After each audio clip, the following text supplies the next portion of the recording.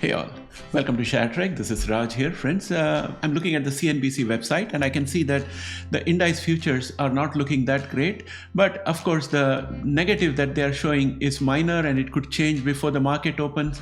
I'm recording at 7:10 a.m. in the morning and there's plenty of time for the indices to mend, and I think they will mend. And there are some reasons for it which I'll talk about as we proceed. But first, the disclaimer, and then let's get started.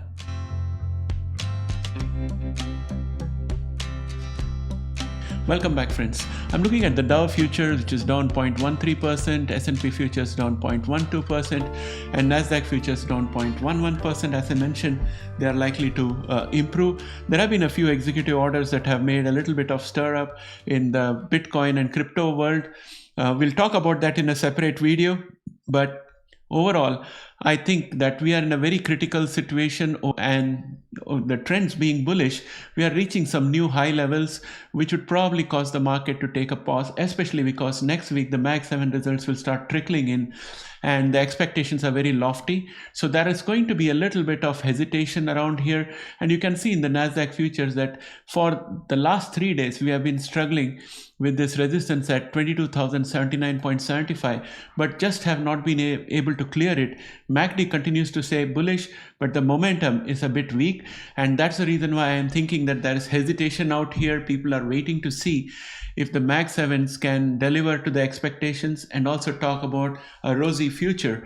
And I think next week is going to be very decisive. Till then, we might be in a consolidation pattern, trying to decide what to do. For example, let me take a pen from here and draw a potential track. So we could either go this way and then come back to retest the support that we have here and then bounce back, or instead we may probably come back down here, marking a new all-time high and then working our way back up again, testing this resistance, maybe coming down and then going back up again. This is a distinct possibility. So that's something that could happen. Or we could be in a situation where we are coming down from here after the earnings because of a disappointment, test this and then be range bound here, waiting for the remaining earnings to come in. So that's one possibility. Now, apart from this, it's also possible that the earnings come in and the market is not impressed. So we drop down here and then we break through this resistance support and then come down further. And we could go all the way down up to this level of support that we have out here. This is a huge area of support, and this could potentially become our next support point from where we'll start moving back up again.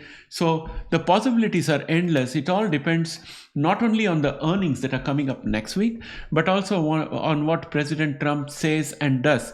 If he escalates this talk about tariff, if he talks more about making Canada the 51st state and Panama Canal and creating a lot of international tensions, then I would say that we'll have problems out here. It will become more volatile and we won't know which way to go. But if we look at the 10-year yields, that's kind of giving a benign outlook because it has stayed range bound, and it seems to be coming down because we have MACD which is bearish and momentum also which is dropping. And if I look at the economic calendar from yesterday, the inflation came up hotter for Japan, and Japan actually increased its interest rate by 25 basis points. But fortunately for us, we have a situation where the Japanese yen has been consolidating. It did not go up as a result, and the dollar is also weakening a little bit. If you look at the dollar index, it's also weakening. So overall, the situation is contained at this point of time, but the risk of a Japanese yen unwind increases as the dollar starts getting weaker and if the Japanese yen stays consistent. So that's what I think is the risk ahead. And I'm going to get back into the TradingView platform and let's go and have a look at our indicators.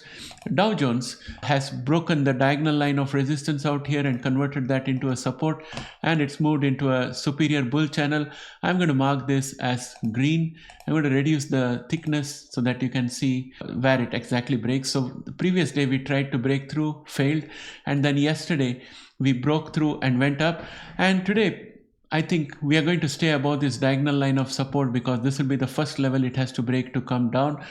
And in the pre-market action, whatever we have seen is not significant enough to bring us below this diagonal line of support. Next, S&P 500 also broke above a line of resistance at 6092 and converted that into a support. So that's also a big positive. And Russell index, even though it opened up lower, it managed to go all the way high up, just a tad above where it closed the previous day. In my books, that is still a positive. There's a consolidation. MACD is bullish. Momentum is also picking up. We'll see what happens in the market today. Nasdaq again eked out a little bit of gain, and it opened up a bit lower, less confidence in the morning, but during the day it picked up, especially around 2 o'clock. I think it picked up a lot. And MACD is bullish. Momentum is also looking good, even though a little bit flat. So let's see what the day holds. But when I look at put call ratio, it still seems to be bullish to me at around 0.78, and VIX is also looking benign. So I'm hoping that all the pre-market negatives that we have seen are going to be washed over, and we'll have a pretty decent day today, and see that the range also is going up. If you look at the number of shares in S&P 500 above that 200-day moving average, that has gone up a little bit. And also when it comes to the ones that are above that 50-day average, that has also improved, and likewise for the ones above that 20-day average. So overall, I'm thinking that the markets are moving in the right direction. The earnings are going to be key, and any loose words that come from Trump could also be a risk factor. So friends, we are moving into a very interesting situation, and traditionally we have had a weakness in February, so we have to start worrying about that as we come closer to the end of the month, and the earnings are also coming in.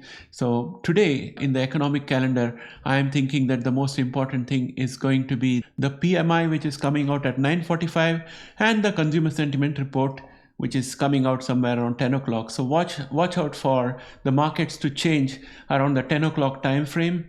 Well, let's look at our AI watch list first, and we are looking at Google, which is still above this diagonal line of support. It has been consolidating there. Pre-market, it's up 0.17, and it's at 199.91. And I'm just going to have an eyeball of the level out here. It's 199.26. So we are still above this horizontal line of, or diagonal line of support that we have. MACD is trying to mend itself. Momentum is the one that has to improve. As I said, there's a lot of trepidation because earnings are coming up. A lot of money has been invested into AI. The question is, are these companies going to guide downwards in the few quarters ahead? And are they going to report enough earnings and revenue? That's the question. The moment of truth is out here. So there's going to be hesitation. We can see that in the momentum out here. Tesla also is up 0.87% in pre-market trades, but it is still below this line of resistance at 418.47, and it has to break through that. MACD is continuing to be bearish, so Tesla is still weak in my personal opinion. Apple is up 0.73% after having given up a lot of gains and attempting to do a gap fill. The gap fill is not yet complete, so there could be a little bit upward movement, and once the gap fill is completed, we'll take stock of what is happening out here. The relief is that it's above the 200-day exponential moving average for a second day consecutive day, so I'm happy about that.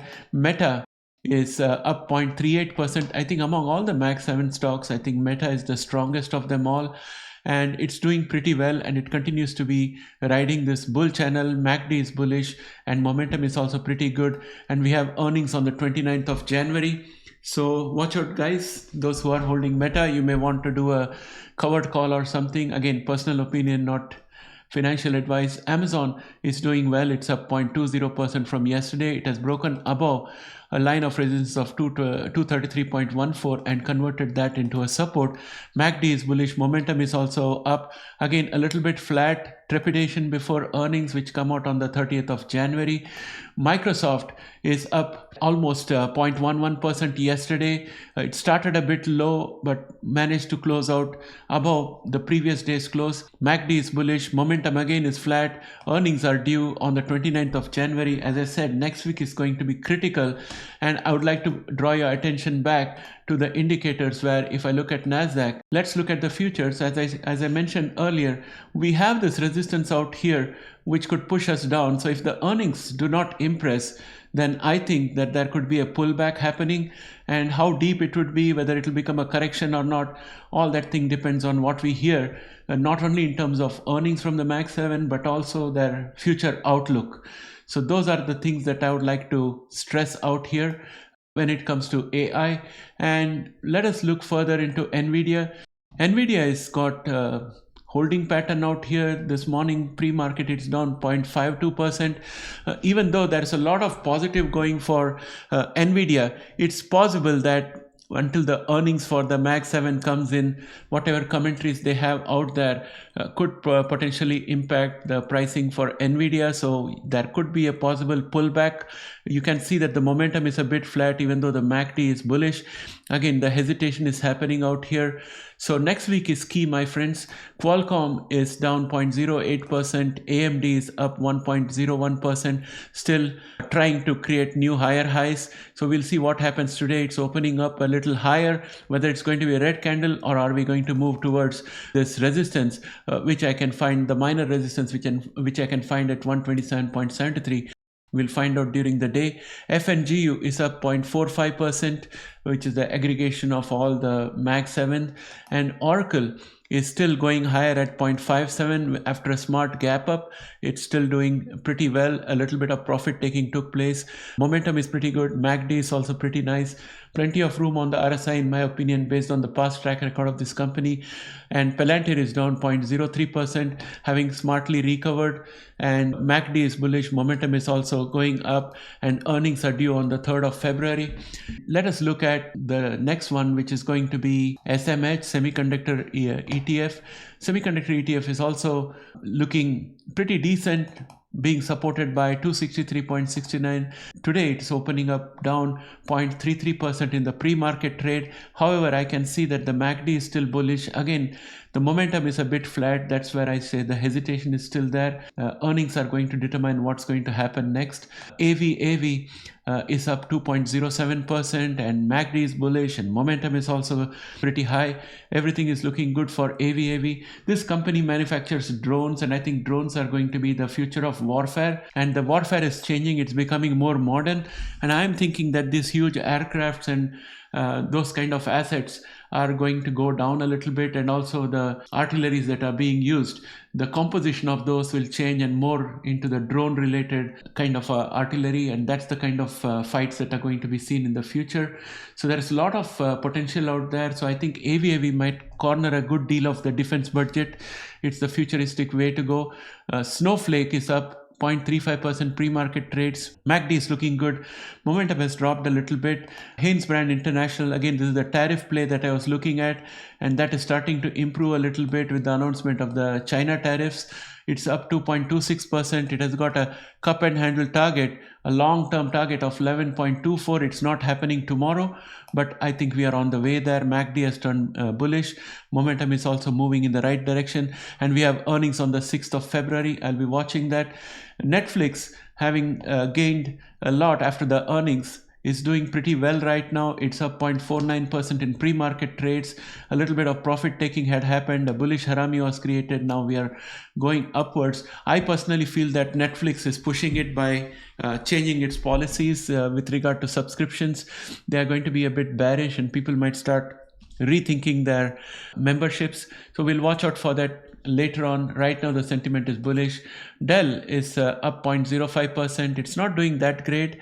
MACD has turned bullish, but I think the commentary from the Mag 7 on their AI investments would definitely have an impact on Dell. Accenture is down 0.26% in pre-market trades, but to me it is still looking good. It's in a consolidation mode. Rigetti is up 1.48%. It did not do much yesterday, but today let us see what happens. MACD is improved further and momentum is still picking up, and SMR did really well yesterday. It had a jump of around 13.73%. Today pre-market it's down 0.41. I think it still can reach its cup and handle target of 32.06. I don't have stocks of SMR, because I'll have too much of risk, because I'm already into Rigetti and FNGU, which are all leveraged, and also FNGD. So I didn't get into SMR, but I still think that it may reach the cup and handle target of 31.95. That, my friends, brings me to an end of this video, and I hope that if you have not yet subscribed, you will subscribe, and if you have not pressed notify, please press notify so that I stay in your YouTube feeds and help me with the algorithm. Thanks and have a great day. Bye for now, guys.